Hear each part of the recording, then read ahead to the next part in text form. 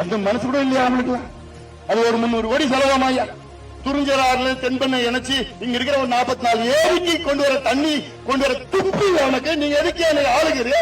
ஆட்சி செஞ்சு இருக்கீங்க, எலெக்ஷன் நேரத்தில் எதுக்கு வரீங்க? ஓட்டு கேட்கறீங்க, என்ன நம்பிக்கையில ஓட்டு கேட்கறீங்க?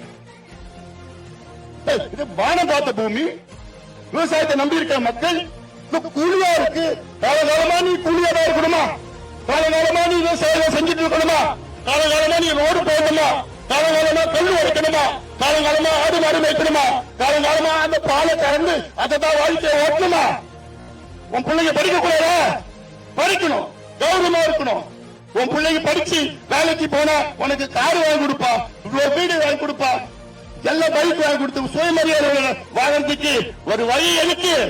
மாம்பழம் சின்னத்தில் நீங்க ஓட்டு போட்டீங்கன்னா அது உண்மையா நடக்கும். இன்னைக்கு முதலமைச்சர் ஸ்டாலின்